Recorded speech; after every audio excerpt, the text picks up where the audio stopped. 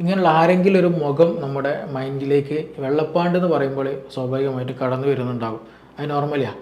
കാരണം പല തെറ്റായ ധാരണകളും ഉണ്ട്. അതുമായി ബന്ധപ്പെട്ട് പല മിസ്കൺസെപ്റ്റുകളും പല ആളുകൾ ധരിച്ചു വെച്ചിട്ടുണ്ട്. വെള്ളപ്പാണ്ട് എന്നുള്ളത് അതൊരു മാറാരോഗമായിട്ട് കാണുന്നവരുണ്ട്. ചില ആളുകൾ ഇത് തൊട്ടാൽ പകരുമോ, ഞാനിത് തൊട്ട് പോയാൽ എന്തെങ്കിലും പകരുമോ, അവർ കഴിച്ച ഭക്ഷണം കഴിച്ചാൽ എനിക്കത് വീണ്ടും ഉണ്ടാകുമോ എന്നുള്ള പല തെറ്റായ ധാരണകളും എന്ത് ചെയ്യുന്നുണ്ട്, പല ആളുകൾ ധരിച്ചു വെച്ചിട്ടുണ്ട്.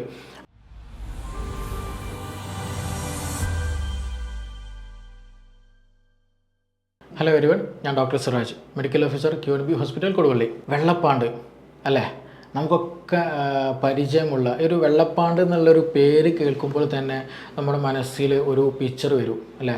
നമ്മൾ യാത്രയിൽ കണ്ട ആളുകൾ, അല്ലെങ്കിൽ നമ്മുടെ സുഹൃത്തുക്കളിൽ ആരെങ്കിലും, നമ്മുടെ വീട്ടിലുള്ളവർ, അയൽവാസികൾ, ഇങ്ങനെയുള്ള ആരെങ്കിലും ഒരു മുഖം നമ്മുടെ മൈൻഡിലേക്ക് വെള്ളപ്പാണ്ട് എന്ന് പറയുമ്പോൾ സ്വാഭാവികമായിട്ട് കടന്നു വരുന്നുണ്ടാകും.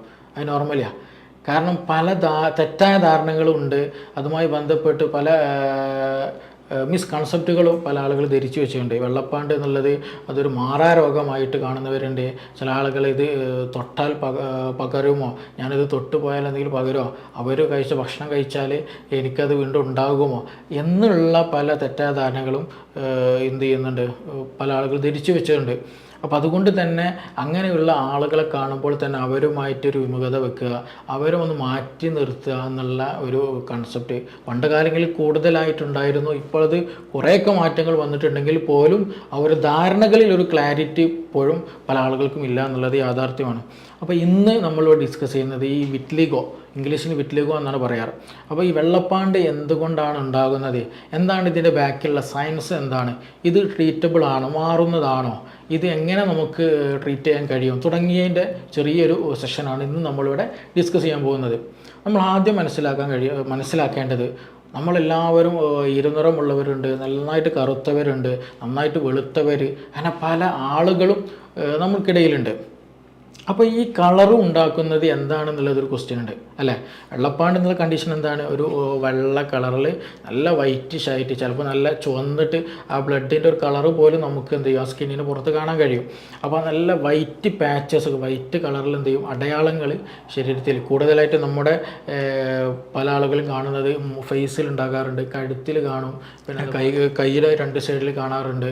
അങ്ങനെയുള്ള എക്സ്പോഷർ, പിന്നെ അതേപോലെ ജെനൈറ്റൽ ഏരിയകളിൽ എന്ത് ചെയ്യും, സ്വകാര്യ ഭാഗങ്ങളിലൊക്കെ പല ആളുകളും ഉണ്ടാകാറുണ്ട്. അപ്പോൾ ഈ വൈറ്റ് പാച്ചസ് എന്തുകൊണ്ട് വരുന്നു, ബാക്കിയുള്ളവർക്കൊന്നും അങ്ങനെ ഇല്ലല്ലോ. അപ്പോൾ എന്തുകൊണ്ടാണ് അവിടെ അങ്ങനെ വരാൻ, അല്ലെങ്കിൽ അവിടെ ഒരു ചെറിയ ഭാഗങ്ങളിൽ മാത്രം ഇങ്ങനെ ഒരു കളർ ചേഞ്ച് വരാനുള്ള കാരണം എന്താണ്, അതാദ്യം നമ്മൾ മനസ്സിലാക്കേണ്ടതുണ്ട്. നമ്മുടെ ശരീരത്തിൽ ഈ നിറം നൽകുന്നത്, കറുപ്പാകട്ടെ ഏത് നിറം നൽകുന്നതും മെലാനിൻ എന്നുള്ള ഒരു പ്രൊഡക്റ്റാണ്. അതായത് നമ്മുടെ സ്കിന്നിലുള്ള ഒരു മെലാനോസൈറ്റ് എന്ന് പറയുന്ന ഒരു കോശമുണ്ട്, ഒരു സെല്ലുണ്ട്. അത് പ്രൊഡ്യൂസ് ചെയ്യുന്ന ഒരു പ്രൊഡക്റ്റാണ്, അല്ലെങ്കിൽ ഒരു കളറാണ് മെലാനിൻ എന്ന് പറയുന്നത്. അത് കാരണമായിട്ടാണ് യഥാർത്ഥത്തിൽ ഈ പറയുന്ന കളറ് ഉണ്ടാകുന്നത്. അപ്പോൾ കൂടുതലായിട്ടും മെലാനിൻ പ്രൊഡക്ഷൻ ഉള്ളവർക്കാണ് കൂടുതലായിട്ട് എന്ത് ചെയ്യുന്നത്, ഈ കറുപ്പ് നിറം സ്ട്രോങ് ആയിട്ട് അവരിൽ കാണുന്നത്. അപ്പോൾ ഈ മെലാനിൻ്റെ പ്രസൻസാണ് യഥാർത്ഥത്തിൽ നമുക്ക് നിറം നൽകുന്നത്, ഈ കറുപ്പ് നിറം നൽകുന്നത്. മെലാനിൻ കുറഞ്ഞാൽ എന്ത് ചെയ്യും, കറുപ്പ് കുറയും, വെളുത്തിട്ട് വരും. അപ്പോൾ മെലാനിൻ കൂടിയാൽ കറുപ്പ് കൂടി വരും. അതാണ് അതിൻ്റെ ബാക്കിലൊരു സയൻസ് അല്ലെങ്കിൽ എന്ന് പറയുന്നത്. അപ്പോൾ ഇങ്ങനെയുള്ള വെള്ളപ്പാണ്ട് വന്ന ഒരു ചെറിയ ഭാഗങ്ങളിൽ, അല്ലെങ്കിൽ വെള്ളപ്പാണ്ട് വന്ന രോഗികളിൽ ആ ഒരു പാടുള്ള ഭാഗങ്ങളുണ്ടല്ലോ, നല്ല വൈറ്റ് കളർ വരുന്നത്, അവിടെയുള്ള കോശങ്ങളിൽ, അവിടെ ഉള്ള കോശങ്ങൾ എന്തെയില്ല, മെലാനോസൈറ്റുകൾ, ഈ നിറമുണ്ടാക്കുന്ന കോശങ്ങളുണ്ടാവുമല്ലോ, അത് ശരിക്കും വർക്ക് ചെയ്യാത്തൊരവസ്ഥ, അല്ലെങ്കിൽ അതിൽ നിന്ന് വേണ്ട വിധേന തീരെ തന്നെ എന്ത് ചെയ്യുന്നില്ല, മെലാനിൻ ഉണ്ടാക്കാൻ കഴിയുന്നില്ല, മെലാനിൻ ഇല്ലാത്തൊരവസ്ഥ. അങ്ങനെ വരുമ്പോഴാണ് യഥാർത്ഥത്തിൽ ഈ വെള്ളപ്പാണ്ട് എന്നുള്ള, അല്ലെങ്കിൽ വിറ്റ്ലിഗോ എന്നുള്ളൊരു അസുഖം, ബുദ്ധിമുട്ട് ഉണ്ടാകുന്നത്. ഇതുമായി ബന്ധപ്പെട്ട ഒരു മറ്റുള്ളവർക്ക് പകരുന്നില്ല, ഇതുമായി ബന്ധപ്പെട്ട് പെയിൻ ഇല്ല, മറ്റു പ്രശ്നങ്ങളൊന്നുമില്ല. ഇത് മെയിനായിട്ടൊരു കോസ്മെറ്റിക് ഇഷ്യൂ ആണ്.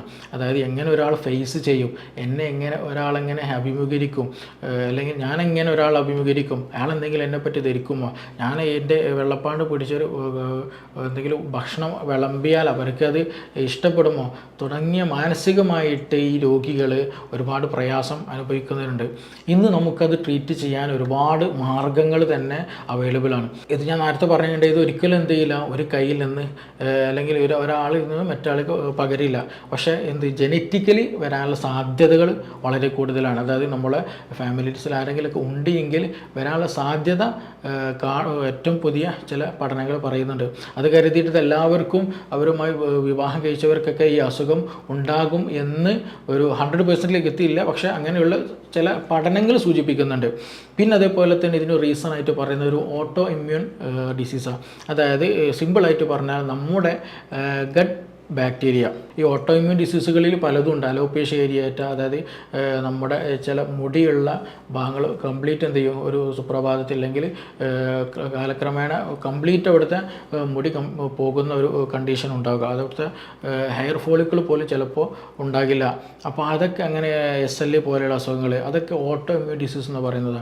ഈ ഓട്ടോ ഇമ്മ്യൂൺ ഡിസീസ് എന്ന് പറയുന്ന കാറ്റഗറീസിൽ ഓൾമോസ്റ്റ് എസ്പെഷ്യലി പറയുന്ന വിറ്റ്ലിഗോ പോലും നമ്മുടെ ഗട്ട് ബാക്ടീരിയയും ഈ പറയുന്ന സ്കിൻ റിലേഷനും വളരെ ഇമ്പോർട്ടൻ്റ് ആണ്. ഈ ഗട്ട് സ്കിൻ ആക്സിസ് എന്ന് പറയും. ഗട്ട് സ്കിൻ ആക്സിസ് അതായത് നമ്മുടെ സ്മോൾ ഇൻറ്റെസ്റ്റൈനിൽ ഒരുപാട് ചെറിയ ബാക്ടീരിയാസ് ഉണ്ട്. ആ ബാക്ടീരിയ ഒരു പ്രത്യേകമായിട്ടൊരു അവരുടേതായിട്ടുള്ളൊരു എക്കോസിസ്റ്റത്തിലാണ് ജീവിക്കുന്നത്, ഒരു സിംബയോട്ടിക് എക്കോസിസ്റ്റം. അതായത് ബാക്ടീരിയയുടെ ഫങ്ഷനുമായി വർക്ക് ചെയ്യുന്നത് കൊണ്ട് നമ്മുടെ ശരീരത്തിൽ ഒരുപാട് പോസിറ്റീവ്, നമ്മുടെ ഇമ്മ്യൂൺ പ്രവർത്തനങ്ങൾ കൂടുന്നുണ്ട്, ബ്ലഡ് പ്രൊഡക്ഷൻ കൂടുന്നുണ്ട്, പിന്നെ അങ്ങനെയുള്ള നമ്മളെ ഹാപ്പിനെസ്, സെറോട്ടോണിൻ പോലെയുള്ളതിൻ്റെ പ്രൊഡക്ഷൻ നടക്കുന്നുണ്ട്, ഇമ്മ്യൂണിറ്റി വർദ്ധിപ്പിക്കുന്നു. അങ്ങനെ ഒരുപാട് ഗുണങ്ങൾ എന്ത് ചെയ്യുന്നുണ്ട് നമുക്ക് ലഭിക്കും. അതേപോലെ തന്നെ ബാക്ടീരിയാസിന് ഗുണമുണ്ട്. അപ്പോൾ അവിടെ ഒരു എക്കോസിസ്റ്റം എന്ത് ചെയ്യുന്നുണ്ട്, കീപ്പ് ചെയ്തിട്ട് എപ്പോഴും പോകുന്നുണ്ട്. അപ്പോൾ നമ്മുടെ ഭക്ഷണത്തിലുള്ള പ്രശ്നം, നമ്മുടെ വേറെ എന്തെങ്കിലും മെഡിസിൻസ് കഴിച്ചതിലുള്ള പ്രശ്നം, വേറെ എന്തെങ്കിലും ഒരു ഇഷ്യൂസ് കാരണമായിട്ട് ആ എക്കോസിസ്റ്റം ഇംബാലൻസ്ഡ് ആവും പോകുമ്പോൾ പല കെമിക്കൽസ് പ്രൊഡ്യൂസ് ചെയ്യും, പല വേസ്റ്റ് മെറ്റീരിയൽ പ്രൊഡ്യൂസ് ചെയ്യും. അത് നമ്മുടെ സ്കിന്നുകളിൽ, അതുപോലെ ജോയിൻറ്റുകളിൽ, പല സ്ഥലങ്ങളിൽ പല രീതിയിലായിട്ട് എന്ത് ചെയ്യും, പ്രതിഫലിക്കും. അപ്പോൾ ഈ പറയുന്ന അതിനാണ് പറയുന്ന പേരാണ് എന്ത്, അത് ഗട്ടിലും സ്കിന്നിലും കാണിക്കുന്നതിന് പേരാണ് ഗട്ട് സ്കിൻ ആക്സിസ് എന്ന് പറയുന്നത്. അപ്പോൾ അതിൽ പെട്ടതാണ് സോറിയാസിസ് പോലെയുള്ള അസുഖങ്ങൾ. അപ്പോൾ വിറ്റ്ലിഗോ അല്ലെങ്കിൽ വെള്ളപ്പാണ്ട് എന്നുള്ളൊരു അസുഖം ഈ പറയുന്ന നമ്മുടെ ഗട്ട് ബാക്ടീരിയനെ ലിങ്ക് ചെയ്തിട്ടുള്ളതാണ്, അല്ലെങ്കിൽ അതുമായി ബന്ധപ്പെട്ടുള്ള ഒരു ഇഷ്യൂ ആണ് എന്നുള്ള ഒരു പല പഠനങ്ങളും ഇന്ന് അവൈലബിൾ ആണ്. അപ്പോൾ അതും നമ്മൾ എന്ത് ചെയ്യണം, നമ്മുടെ ഭക്ഷണം വളരെ ഇമ്പോർട്ടൻ്റ് ആണ്. സ്പൈസി ആയിട്ടുള്ള ഫുഡുകൾ കൂടുതൽ കഴിക്കുക, ബേക്കറി ഐറ്റംസുകൾ കൂടുതൽ കഴിക്കുക, കൂടുതൽ എന്താ പറയുക മധുരം അല്ലാണ്ട് കഴിക്കുക. അങ്ങനെയുള്ള നമ്മുടെ ഭക്ഷണം ഒരു നോർമലൈസ്ഡ് അല്ലാണ്ട് ഡയറ്റ് നമ്മൾ ശ്രദ്ധിച്ചില്ല എന്നുണ്ടെങ്കിൽ ഇതിനുള്ള സാധ്യതകൾ വളരെ കൂടുതലാണ്. ഇനി ഇങ്ങനെയുള്ളൊരു പാച്ചസ് വന്നാൽ, വിറ്റ്ലിഗോക്ക് ഒരു പാച്ചസ് വന്നാൽ അതെങ്ങനെ സോൾവ് ചെയ്യാമെന്നുള്ള ഒരു സംഗതിയുണ്ട്. എങ്ങനെ അത് മാറുക എന്നുള്ളതുണ്ട്. പലപ്പോഴും ഇതൊരു സ്ലോ പ്രൊഡക്ഷൻ അസുഖമാണ്. അതായത് ചെറിയൊരു ഡോട്ട് വന്നാൽ അത് വലുതാകാൻ നമുക്ക് പെട്ടെന്ന് മനസ്സിലാകില്ല. അത് പിന്നീട് ചിലപ്പോൾ മാസങ്ങൾ എടുത്താലാണ് ഇത് വലുതായി വരുന്നുണ്ട് എന്നുള്ളത് നമുക്ക് മനസ്സിലാകുള്ളൂ. അപ്പോൾ നമ്മളിത് എപ്പോഴും ട്രീറ്റ് ചെയ്യാൻ പോകുന്ന സമയത്ത്, അല്ലെങ്കിൽ ഇതൊരു അസുഖം ആണോ എന്നുള്ളൊരു ഡൗട്ടുള്ള സമയത്ത് എന്ത് ചെയ്യണം, ജസ്റ്റ് ഒരു ഫോട്ടോ എടുത്ത് വെക്കുക. ജസ്റ്റ് ഒരു ഫോട്ടോ എടുത്തതിന് ശേഷം പിന്നീട് ഒരു കുറച്ച് കാലം നമ്മൾ വീണ്ടും നോക്കുമ്പോൾ നമുക്ക് കമ്പാരിസൺ നടത്താൻ കഴിയും. നമുക്ക് കഴിയുള്ളൂ. അപ്പോഴാണ് നമുക്ക് കറക്റ്റ് അതിൻ്റെ ഒരു വ്യാപ്തി എത്രത്തോളം ഉണ്ട് എന്ന് മനസ്സിലാക്കാൻ കഴിയുള്ളൂ. പിന്നീടൊന്ന് ശ്രദ്ധിക്കേണ്ടത്, ഞാൻ നേരത്തെ പറഞ്ഞു, ഇത് ഒരിക്കലും എന്ത് ചെയ്യില്ല, ഒരാൾ ശരീരത്തിൽ നിന്ന് മറ്റാളുടെ ശരീരത്തിലേക്ക് പകരുന്ന ഒരു അസുഖമല്ല എന്നുള്ളത്. പിന്നെ പക്ഷേ എന്ത് ചാൻസ് ഉണ്ട്, ആ ഒരു ശരീരത്തിൻ്റെ ഏതെങ്കിലും ഒരു ഭാഗത്ത് ഈ ഒരു വൈറ്റ് പാച്ചസ് വന്നാൽ അതെന്ത് ചെയ്യും, ഗ്രാജ്വലി മെല്ലെ എന്ത് ചെയ്യും, അതിങ്ങനെ വലുതായി വരാനുള്ള സാധ്യത, അല്ലെങ്കിൽ അങ്ങനെ വലുതായി വരാനുള്ള സാധ്യത വളരെ കൂടുതലാണ്. പല ആളുകളിലും അങ്ങനെയാണ് ഉണ്ടാകാറുള്ളത്. അത് അസുഖം നമ്മളിപ്പോൾ മെഡിസിൻസ് കഴിച്ച് ട്രീറ്റ് ചെയ്ത്, നമ്മളെ ഭക്ഷണം ശ്രദ്ധിച്ചു, നമ്മുടെ ലൈഫ് സ്റ്റൈൽ ശ്രദ്ധിച്ചു, മെഡിസിൻസ് വേണ്ട അത്യാവശ്യ കാര്യങ്ങളൊക്കെ നമ്മൾ ട്രീറ്റ് ചെയ്ത് വരുമ്പോൾ ഗ്രാജ്വലി എങ്ങനെയാണോ അത് മെല്ലെ വലുതായി വരുന്നത് അല്ലെങ്കിൽ അത് കൂടുന്നത് എന്നതുപോലെ തന്നെയാണ് ഗ്രാജ്വലി എന്ത് ചെയ്യുള്ളൂ, അത് നല്ല ഹീലായിട്ട് വരികയുള്ളൂ, അസുഖം മാറി വരികയുള്ളൂ. പ്രത്യേകിച്ച് ഈ പറയുന്ന അതിൻ്റെ ഒരു ബൗണ്ടറി ഉണ്ടാവും, ആ ബൗണ്ടറി മെല്ലെ ഉള്ളിലോട്ട് വരുന്നൊരു ശൈലി ചില ആളുകളിൽ ഉണ്ടാവും ട്രീറ്റ് ചെയ്യുന്ന സമയത്ത്. അതേപോലെ തന്നെ ചില ആളുകൾ ഈ വൈറ്റ് പാച്ചസ്, വെള്ള ഒരു അടയാളം ഉണ്ടല്ലോ, അതിന് ഉൾഭാഗങ്ങളിൽ എന്ത് ചെയ്യും, ചെറിയ ഒരു ബ്ലാക്ക് ഡോട്ടുകൾ നമുക്ക് കാണാൻ കഴിയും. പിന്നീട് ആ ബ്ലാക്ക് ഡോട്ട് ഇങ്ങനെ കൂടി വന്ന് ഇങ്ങനെ ഫില്ലായിട്ട് വരും. അങ്ങനെ ഒരു 2 തരത്തിലാണ് പൊതുവായിട്ട് നമ്മൾ ക്ലിനിക്കുകളിൽ വന്നിട്ടുള്ള നമുക്ക് എക്സ്പീരിയൻസ് മനസ്സിലായിട്ടുള്ള ഒരു കാര്യം. ട്രീറ്റ്മെൻറ്റ് ചെയ്യുമ്പോൾ അതിൻ്റെ റിസൾട്ട് അങ്ങനെയാണ് ഗ്രാജ്വലി ഉണ്ടാകാറുള്ളത്. പിന്നീട് നമ്മളിതിൽ ശ്രദ്ധിക്കേണ്ടത് നമ്മളെ ഹാബിറ്റ്സ് വളരെ ഇമ്പോർട്ടൻ്റ്. നമ്മുടെ ഭക്ഷണം, എന്തെങ്കിലും സ്മോക്കിങ് മറ്റു കാര്യങ്ങളൊക്കെ എന്ത് ചെയ്യണം, അത് വളരെ ഇമ്പോർട്ടൻ്റ് ആണ്. പിന്നെ ഏജ് വളരെ ഇമ്പോർട്ടൻ്റാണ്. ഏജ് ട്രീറ്റ്മെൻറ്റിൻ്റെ കാര്യത്തിൽ വളരെ പ്രധാനപ്പെട്ട് നമ്മൾ ശ്രദ്ധിക്കേണ്ടതാണ്.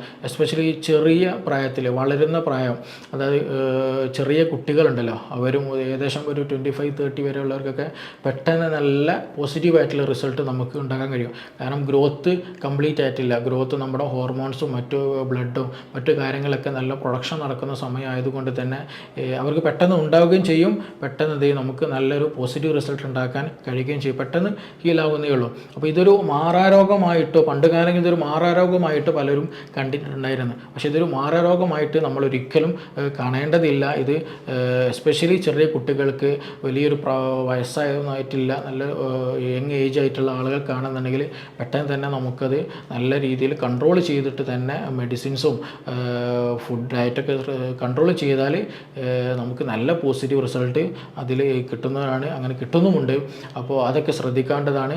പിന്നെ ഇതിൻ്റെയൊക്കെ ഒരു ഏറ്റവും മെയിനായിട്ട് നമ്മൾ ശ്രദ്ധിക്കേണ്ടത്, ഇങ്ങനെയുള്ള രോഗികളുണ്ടെങ്കിൽ അവർക്ക് കൂടുതലായിട്ട് എന്ത് ചെയ്യണം, മെൻ്റൽ സപ്പോർട്ട് നമ്മൾ കൊടുക്കണം.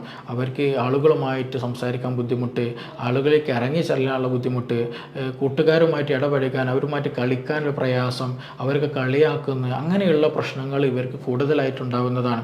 അപ്പോൾ അവർക്ക് കൂടുതലായിട്ട് പോസിറ്റീവ് സപ്പോർട്ട് നമ്മുടെ എന്ത് ചെയ്യണം, എപ്പോഴും കൊടുക്കണം. കുട്ടികളാണെങ്കിൽ അവർക്ക് എപ്പോഴും സപ്പോർട്ട് കൊടുക്കണം. എങ്കിൽ മാത്രമാണ് ഇതിൻ്റെ ഒരു പോസിറ്റീവ് റിസൾട്ട്, ഞാൻ നേരത്തെ പറഞ്ഞ റിസൾട്ട് നമുക്ക് കൂടുതലായിട്ട് പെട്ടെന്ന് കിട്ടുകയുള്ളൂ. മൈൻഡ് വീക്കായി പോയാൽ നമ്മുടെ ബാക്കി സിസ്റ്റം എല്ലാം അതിനെ ബാധിക്കുന്നതാണ്. അതുകൊണ്ടാണ് പ്രത്യേകിച്ച് ഈ ഒരു സമയത്ത്, അല്ലെങ്കിൽ ഇങ്ങനെയുള്ള ബുദ്ധിമുട്ടുള്ളവർക്ക് എന്ത് ചെയ്യണം, കൂടുതലായിട്ടുള്ള മെൻ്റൽ സപ്പോർട്ട് നമ്മൾ നൽകാനും ശ്രദ്ധിക്കേണ്ടതുണ്ട്. അപ്പോൾ ചുരുക്കി പറഞ്ഞാൽ ഇതൊരു എന്തല്ല, ഈ വെള്ളപ്പാണ്ട് എന്നുള്ളതൊരു മാറാരോഗമായിട്ട് നമ്മൾ കാണേണ്ടതില്ല. അതൊരു വലിയൊരു പ്രശ്നമായിട്ടും കാണേണ്ടതില്ല. അതിന് ശരിയായ രീതിയിൽ ലൈഫ് സ്റ്റൈൽ മാനേജ് ചെയ്തിട്ട് കൂടെ മെഡിസിൻസൊക്കെ കഴിച്ചാൽ നമുക്ക് നല്ല രീതിയിൽ തന്നെ അത് വീണ്ടും നോർമൽ ലെവലിലേക്ക് മടങ്ങിച്ചെല്ലാവുന്നതാണ്. അപ്പോൾ എന്തെങ്കിലും ഇതുമായി ബന്ധപ്പെട്ട എന്തെങ്കിലും സംശയങ്ങളുണ്ടെങ്കിൽ നിങ്ങൾക്ക് നമ്പറിൽ കോൺടാക്റ്റ് ചെയ്യാം. നമുക്ക് വീണ്ടും മറ്റൊരു